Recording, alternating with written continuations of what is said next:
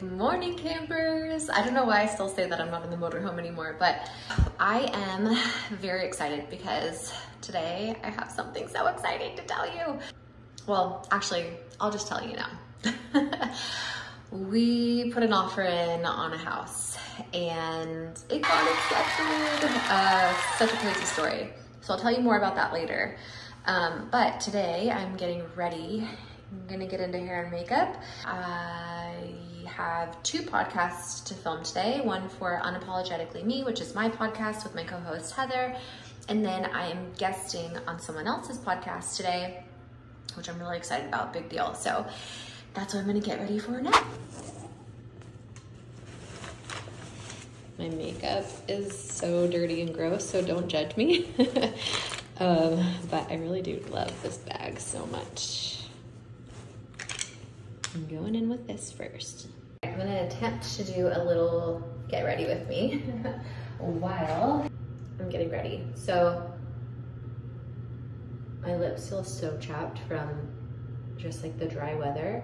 Out here in Tennessee, it's like been really kind of off and on like with the weather as far as like it being kind of like dreary and overcast. I don't ever realize this until I'm in that type of weather, but it really affects my mood. You know how like people get like that seasonal affective, you know, like they get like depressed and stuff because of the weather? I am super sensitive to that. So I notice that I definitely am not happiest when it's very like overcast. So I could never live in a place like Washington or any of those places that it's like dreary all the time, because I would just be so sad like majority of my life. But here, I like the weather, like in LA, because that's what I'm used to. I'm used to like, when it rains, it's like kind of exciting because it like rarely happens. So like when you do get weather in LA, like it's exciting and fun, you know, to have like a couple days like that, but it's because it's a couple days. It's not like affecting your moods, or like at least it wasn't for me. But here I'm like, ugh, if it's like dreary and like overcast, I'm like, I don't really want to do anything. I get kind of like lazy. Oh, my husband's calling me. One sec. Oh my God, I love my husband to death, but man, does he drive me crazy. Not gonna be perfect, but we're doing the best we can because we do not have a lot of time. I need to do this quickly. And I forgot what we were talking about, so.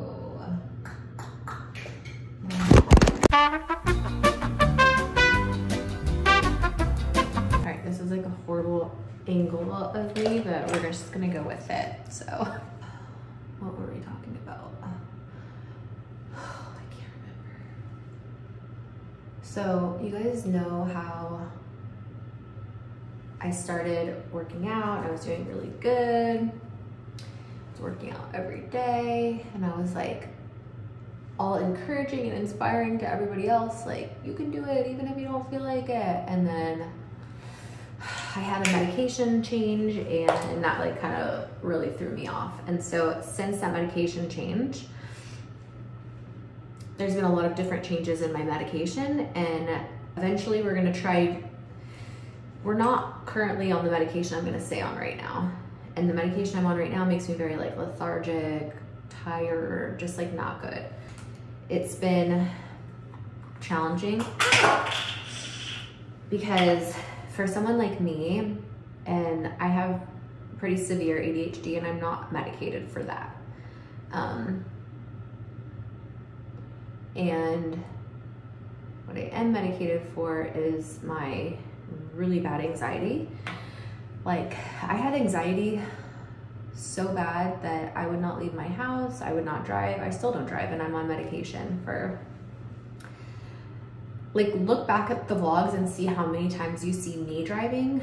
It's not often, because I'll drive if I have to, but if it's like on a freeway and it's like longer than 20 minutes, I won't do it, because it just triggers massive anxiety in me. I was in a really bad car accident when I was 15. I almost died. I broke my back. I mean, like, I had to be airlifted. They didn't think I was gonna make it. I had internal bleeding. It was a really, really bad accident. And I have really bad like PTSD, I think, from that.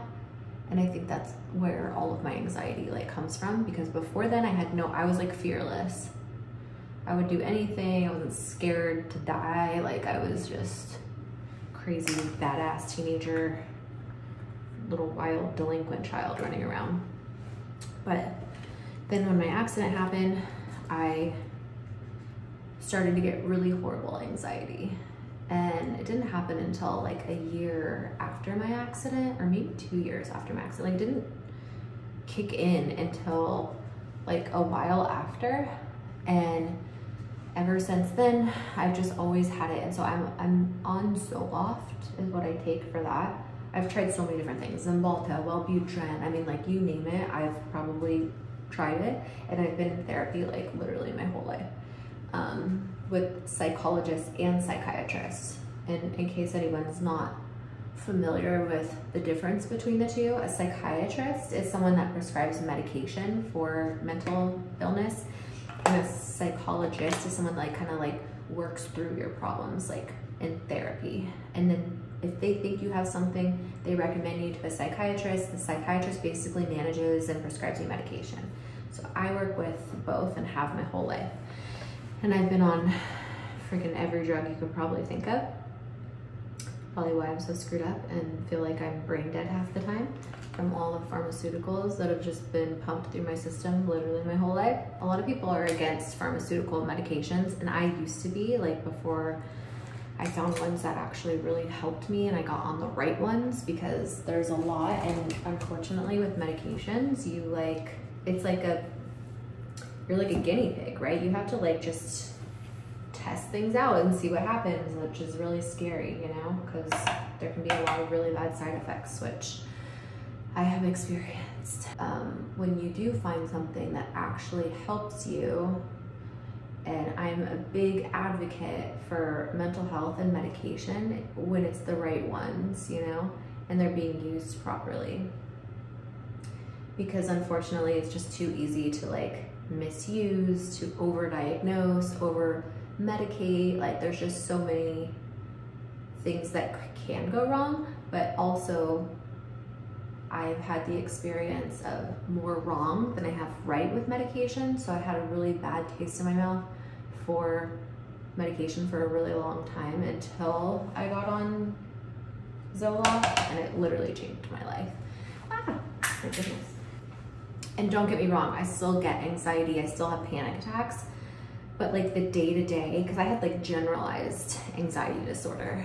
Well, I guess I still do, but I say it in the past tense because the Zoloft has just helped so much. And I finally got with like a psychiatrist that like I've been with for years now, who I really love, and I feel like actually listens to me and actually cares. It's hard to find that, you know? So if anyone's watching this, they feel like, you know, there's no hope, you've tried everything. I felt the same way once upon a time, and then it was just that I didn't give up, you know? Like I had to, and there were times where like I gave up, where like I stopped for a long period of time, like I just wasn't on the medication because there's just side effects were just so awful. And then I was like, you know what, I can't live like this anymore. My quality of life just freaking sucks, you know? Because like I literally wouldn't do anything fun. Like all my friends were doing fun things, like going on all these cool trips, and like I didn't want to go because I was scared I was gonna have anxiety the whole time. And even now, like I don't really like flying anymore because I get really bad anxiety flying now.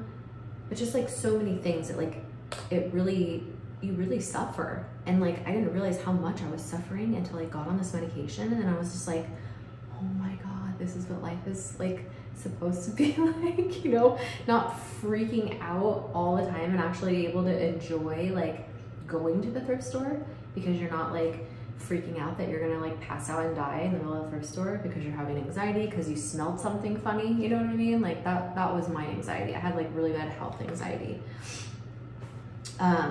So yeah, anyway, I haven't tried this yet, this Lottie eye foil. Maybe we'll try this today. This looks fun. Actually, let's just go for it. I sometimes don't like to try new things when I'm like have important stuff to do, because I'm like, if I do have a bad reaction to something, like if I'm allergic to this could be really bad. Actually, now that I'm thinking about it, let's try it another day. Let's do it on a day I don't have 2 podcasts. Do something fun with my makeup today. Let's do, if I'm not gonna use that new thing, by the way, I just use the same palette that I've been using for years, which is this massive Jaclyn Hill palette.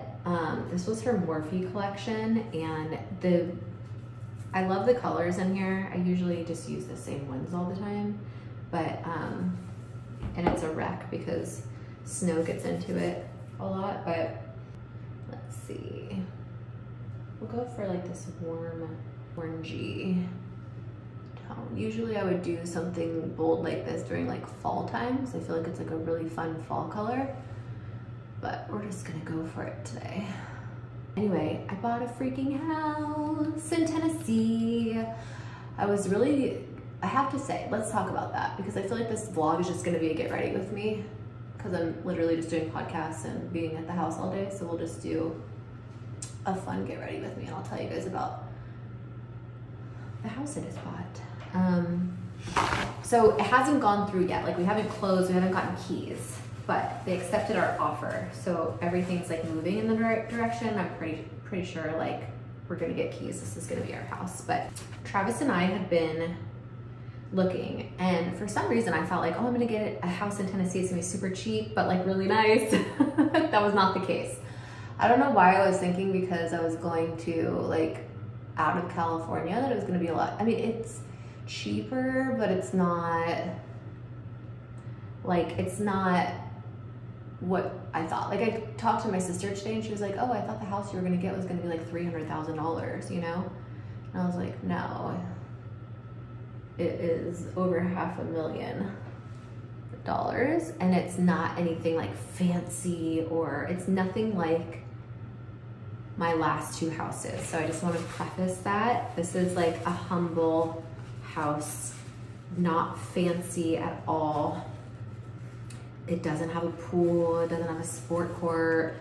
It's not anything like my last 2 houses. So I just want to like make that very clear, because I know a lot of people are going to be like kind of upset about that. Like, why would you move all the way out there when you had such a nicer house in California? And there's a lot of reasons, and I'm going to explain that in today's video. There are a lot of reasons why we moved out of California. We've kind of talked about them in past vlogs, but the biggest thing was that my mom bought a house out here. And so family is very important to us. We're very close with our family. And so I wanted to be close to my mom. So that was one big thing. The other thing is, a lot of the stuff going on in California right now is just, there's a reason why everybody is moving out of California, or a lot of people are. A lot of things have been changing, and not for the good out there. So that is one of the reasons. Also, it's just very, very expensive. And it's funny, because I thought it was gonna be way cheaper here in Tennessee, but where we moved, it's not that much cheaper, to be honest. It's a little disheartening, but that's okay. But also, we made the decision that we had all these massive big houses, and we're so grateful that we've been able to like work hard to be able to have that. But I have noticed every time we buy one of these like dream houses that are gorgeous and like, you know, we're very happy in, I noticed that like I am constantly working so hard and stressed out, because I feel like there's just like a big weight on my shoulders that, you know, because the houses, for us, when we buy a house, we don't buy them in cash. So you have a mortgage, and when you have a nice house like that, your mortgage is expensive, and just because you can afford it doesn't mean it's not stressful. So for me, because I don't have like a set salary, because I work for myself, I never know like what my income's gonna be, and it could change, right? Like all of a sudden one day, you know, people can just be like, we don't really want to watch Shannon Rhodes anymore. And so, and then it's all gone, and then I'm on my own. Now, don't get me wrong, we have our money in investments, and I've been very smart with my money and investing it. and I'm still, you know, constantly educating myself, and we're doing, you know, real estate investing and all that. But right now, still our main source of income is YouTube and Patreon. And so for me, like, even though, like I said, I can afford it, there's still always this stress in my mind, like, I have to work really hard and save all this money because it could just all be gone, you know? And I know that, like, people are like, oh, go get a real job or whatever. Like, this is a real job. It pays my bills. I love what I do. It's, you know, also the difference between me, if I was like, okay, well, I don't want to do this, because the thing is like, no job is guaranteed. Like, no matter where you work, right? Like, even if you are a nurse, like, something can happen and you could get fired the next day. Like, so there's no really ever guarantee, especially when you're working for other people. But when you work for yourself, you know, at least, like, you're in control and have the power of, like, you know, whether you're working or whatever. So I like that because I feel like I'm in charge.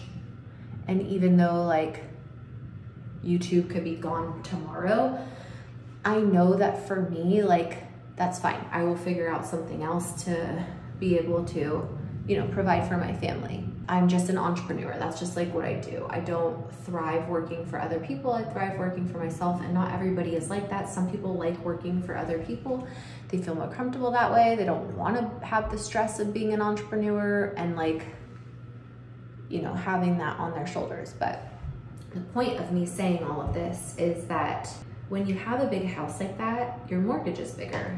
And so their stress is just higher for me personally.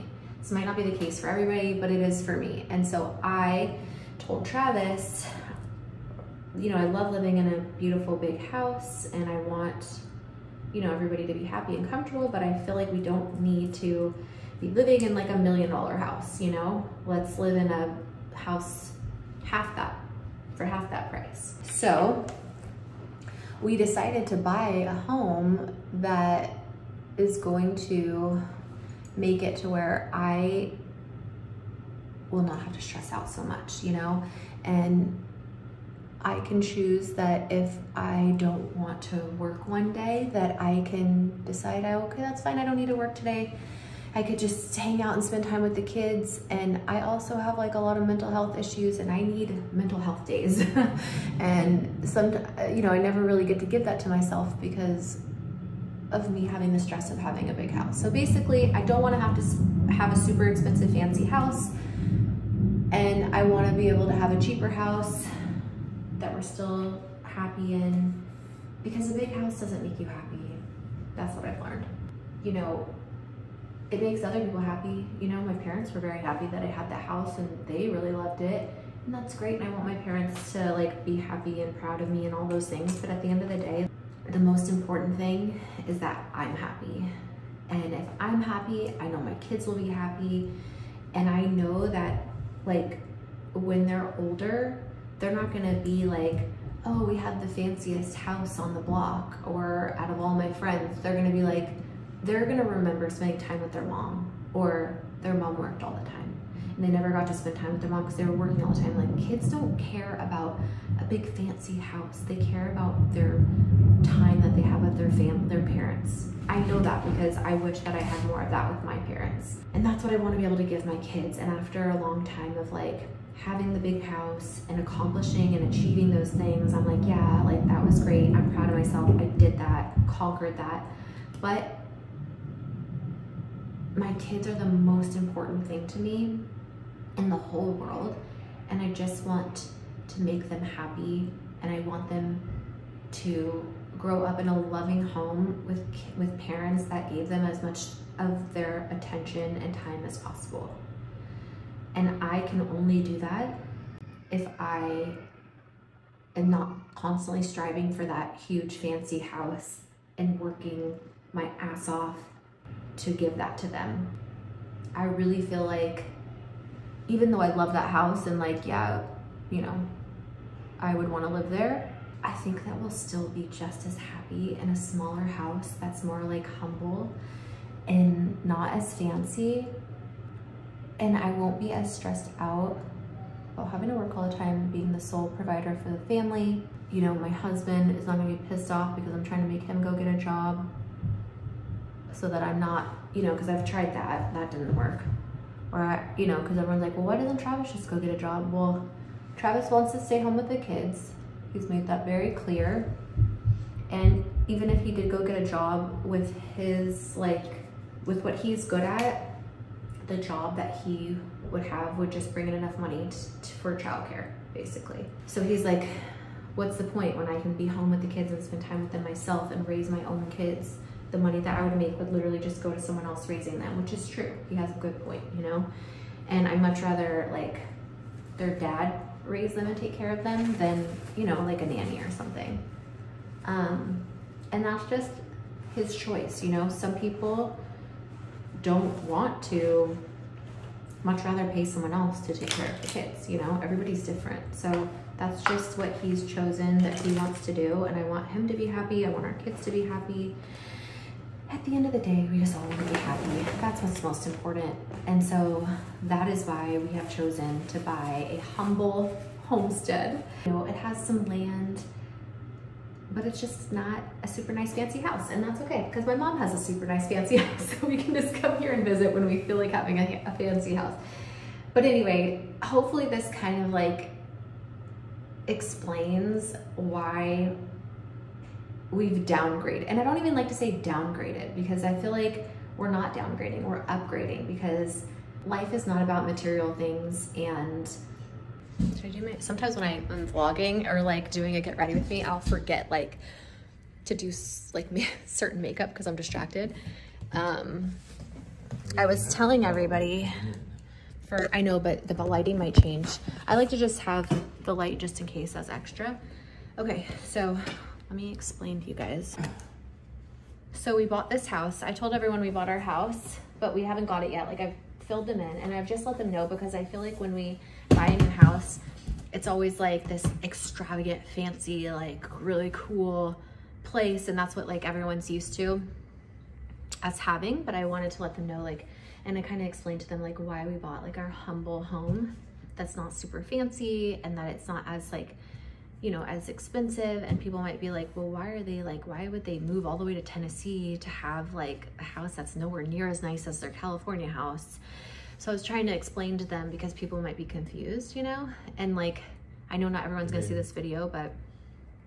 I don't know. I mean, I guess we have a lot of like, I don't know, there's like a whole longer video. I don't know what you explained or well, not. No, like that, I explained a bunch. I guess you're right. Maybe the mentality of some people is like, no, most people. Each house you get is bigger and nicer and more expensive, and you constantly buy bigger, nicer, more expensive places. Or that maybe that's a thinking of some people. But then the other thinking, I guess, is maybe a lot of people, like we move more than other than some of our friends, like one of our friends that moves just as much as we do. But most people are like, oh, is this your forever home? Like every house we buy is this your forever home?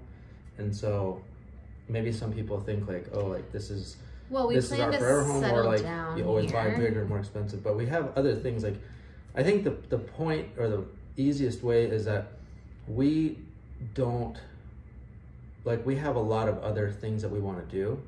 I don't want to just have some big, huge, massive, expensive house and like spend our money on that house. Like we want to do other things with our money. And a lot of people, that is their biggest liability. I say liability. Their biggest liability, and it's like, yeah, of course, like it's my house. I'm gonna have the most expensive payment. That's where most of my money goes, and like that's not what I want. You know, I get you. What I basically explained was that we've had the super nice houses as our primary residence, and even though that was really nice, I was always stressed out about having to work super hard and you know, like always feeling like, you know, even if I was making a lot of money that month, like I would still feel like next month I have to work just as hard because like I never know like if it's gonna be a slow month or, you know, because it's not like a salary pay, or I'm self-employed, I'm an entrepreneur, so I never know like if we're gonna have good months or slow months or whatever. It's always different, right? And things are up and down, it like changes. In today's day and age, even if you have a regular job,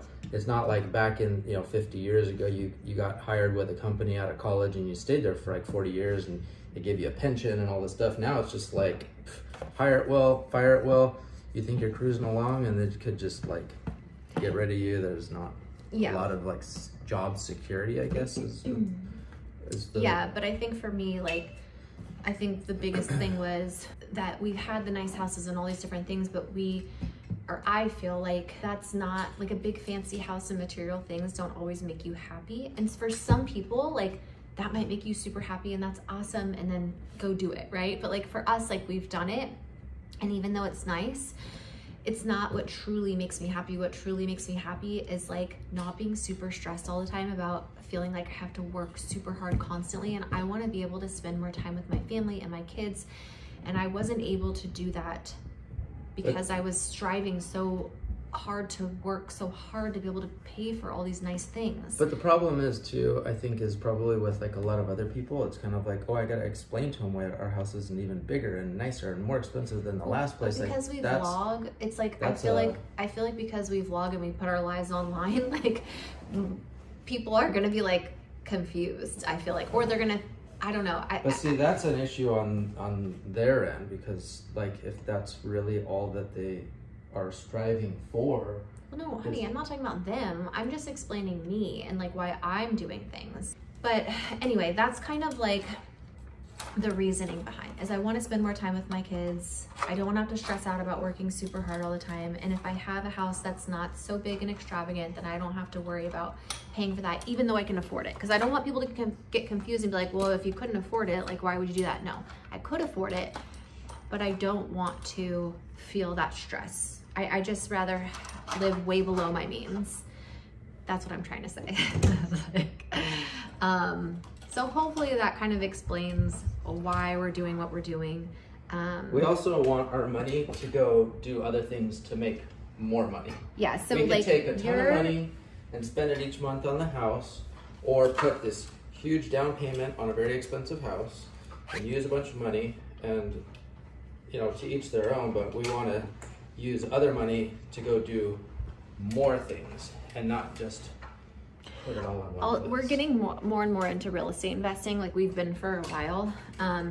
So when you have a primary house that you live in, that's considered a liability because it's not making money. When you have rentals or long-term rentals, mid-term rentals, short-term rentals, that's an asset because you're making money off of that money that you invested. And so for us, we want to be able to continue to invest our money into real estate because it's a really great way to make more money on your money and have your money work for you. Yeah, that's fine. And so that's another reason why we want to be able to save more money to put towards real estate. And if we have a house that's not as fancy, then we can save more of that money. I don't have to worry. You know, it's like a lot of reasons. So we're just trying to be smart with our money and our investments and live well below our means. So that's basically that. And so I'm really excited and happy, and I think it's gonna be a really nice change for us. And I'm excited to bring you on the journey. We're gonna like remodel the house over time, and I don't know, it's gonna be really fun. So I hope you guys stay tuned. I am going to do my podcast for the day, but thanks for hanging out, and I am so excited for you guys to see the new house and all the remodels. Like, we do this all the time. Hopefully we'll be at this house longer. I think we will. We're gonna settle in there. Well, they have really good schools. There's a lot of, Travis has anxiety with me saying that. He doesn't like me to say we're settling in anywhere. No, not that. I'm just like, I don't want to remodel anything. I know, but we're gonna buy other investment properties that we're going to remodel, but there's gonna be some remodeling we need to do at this new house. Yeah, the plan is not to like go in and then spend a bunch more money and spend a lot of months remodeling this property right away. It'll be done over time. Yeah. Okay. Why don't you check out, make sure this is like, why don't you check the camera, and I mean everything's plugged in. I don't know. Yeah. Your charger, your battery. All right, you guys, thank you for being here.